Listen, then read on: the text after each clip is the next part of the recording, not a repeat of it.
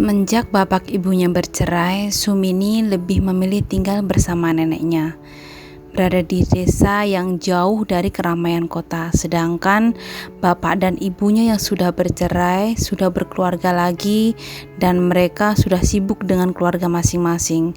Sebenarnya ibu Sumini tuh mau mengajakin Sumini untuk tinggal sama dia, tapi dia nggak mau karena si suami dari ibunya ini juga membawa dua orang anak, jadinya dia lebih nyaman tinggal bersama neneknya. Setelah lulus SMA, Sumini pun akhirnya menikah dengan pacarnya, dan mereka masih tetap tinggal di rumah neneknya karena pacarnya ini belum punya rumah sendiri, dan Sumini gak mau tinggal bersama mertua waktu itu.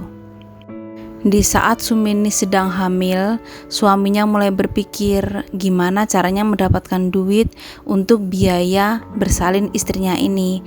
Akhirnya dia memutuskan untuk pergi ke Malaysia bekerja sebagai TKL di sana. Ada teman yang mengajakin dia untuk bekerja di sana sebagai kuli bangunan. Dengan berat hati, akhirnya Sumini pun melepaskan suaminya untuk bekerja di Malaysia. Karena bagaimanapun biaya persalinan itu tidak bisa dibayar dengan cinta. Sumini ini sebenarnya nggak rela ya, karena masih pengantin baru, dia juga sedang hamil.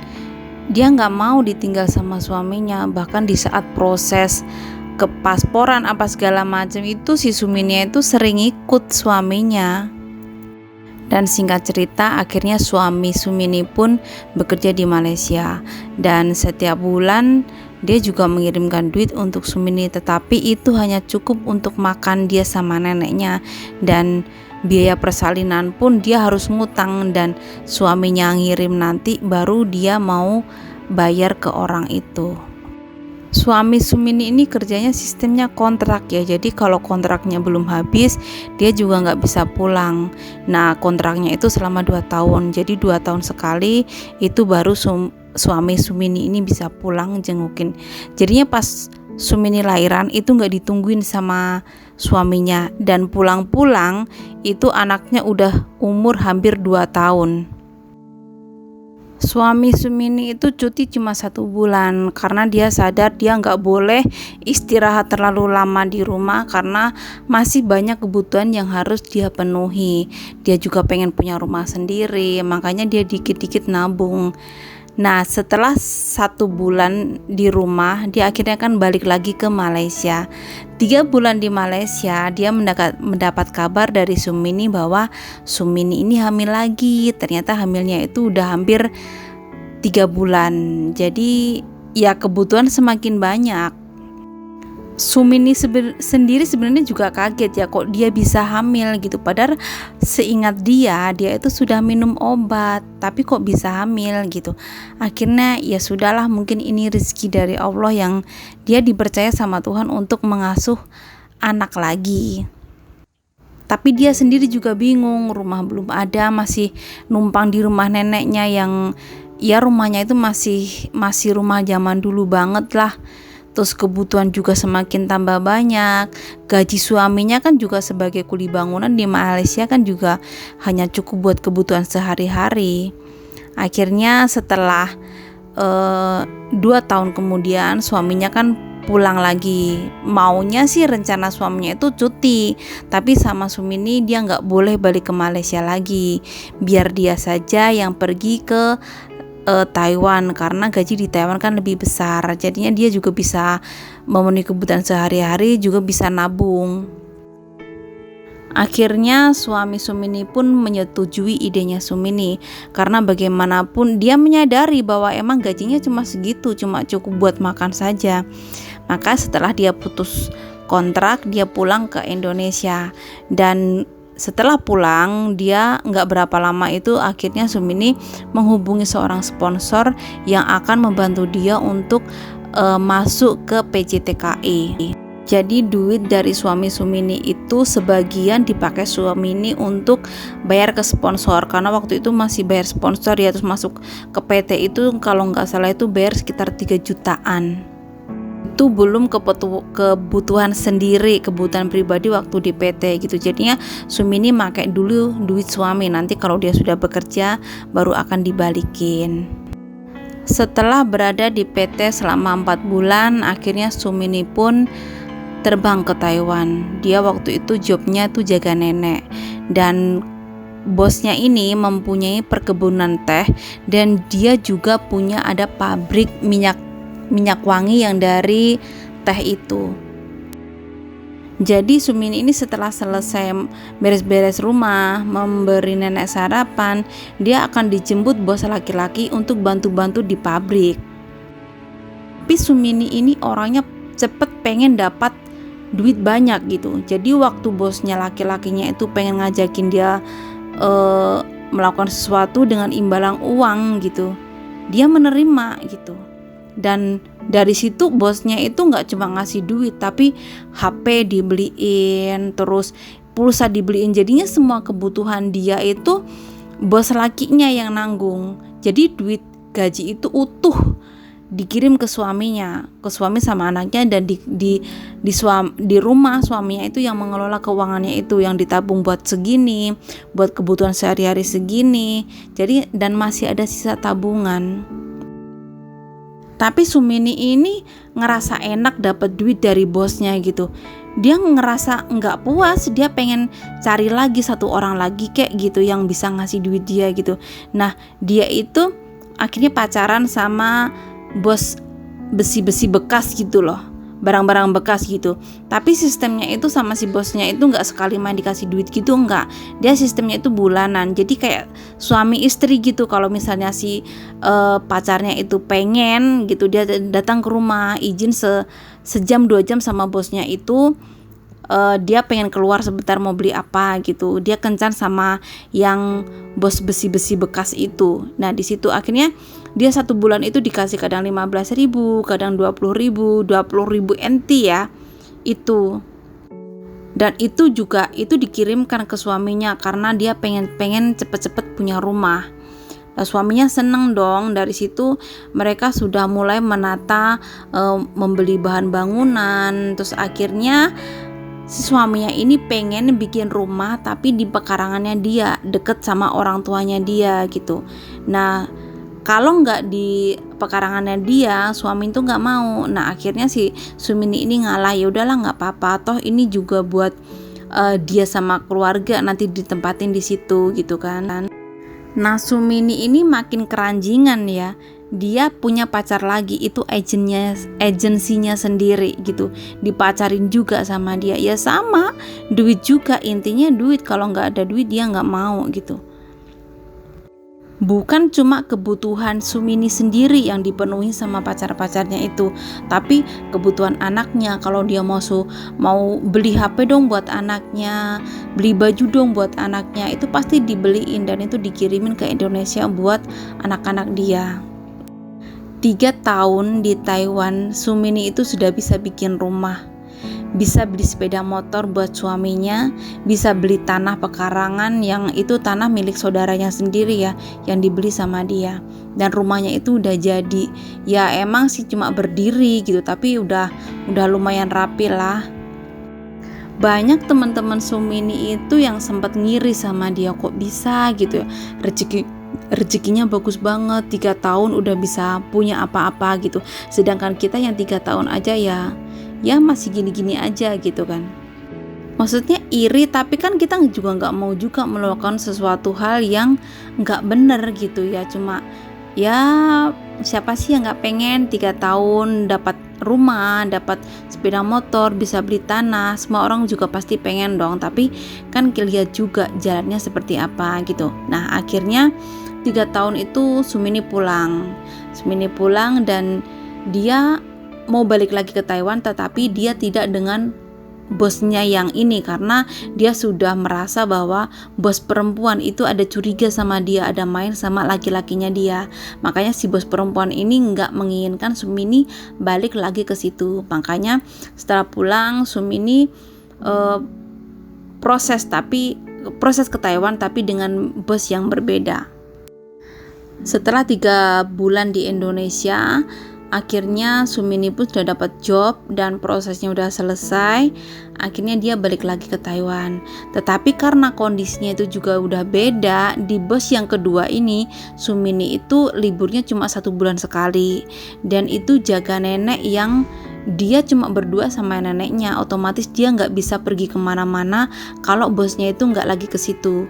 Soalnya neneknya itu pikun ya, jadi nggak bisa ditinggal sebentar aja udah nggak tahu deh.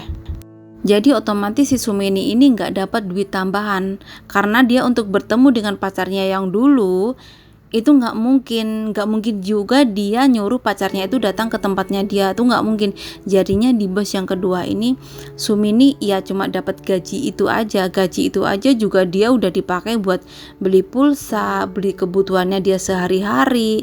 Nah itu dikirim ke Indonesia tuh kan cuma seberapa gitu kan.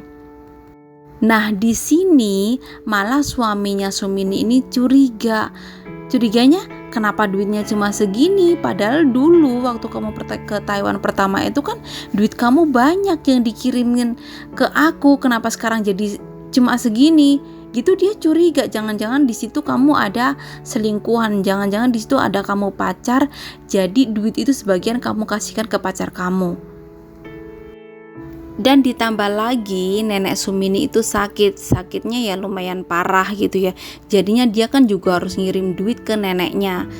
Itu sebenarnya dirawat sama bibinya ya. Jadi tiap bulan itu dia ngirim ke bibinya ya biaya buat ngerawat dan biaya buat berobat neneknya.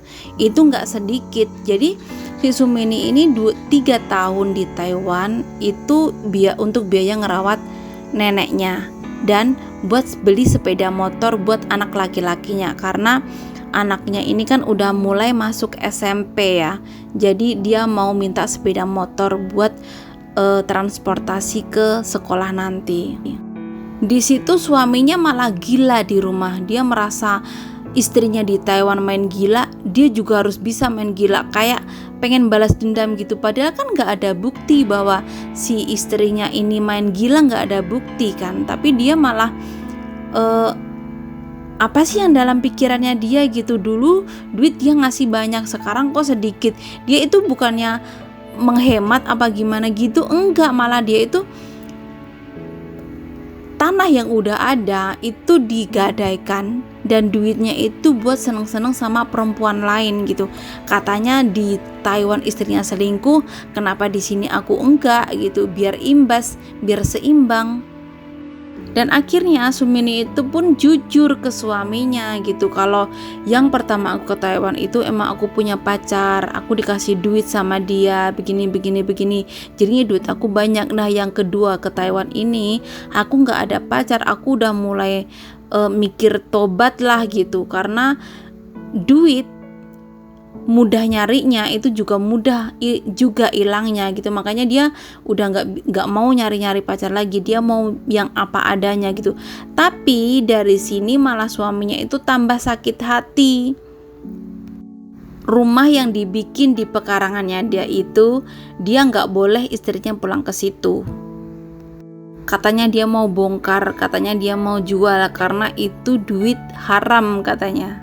Dan suaminya itu makin gila, dia itu tambah mabok, main perempuan, itu katanya cuma pelampiasan karena ya kecewa lah. Siapa sih, laki-laki mana sih yang gak kecewa mendengar kejujuran dari seorang istri yang selingkuh dengan bosnya dan 2 orang lainnya gitu hanya demi uang gitu.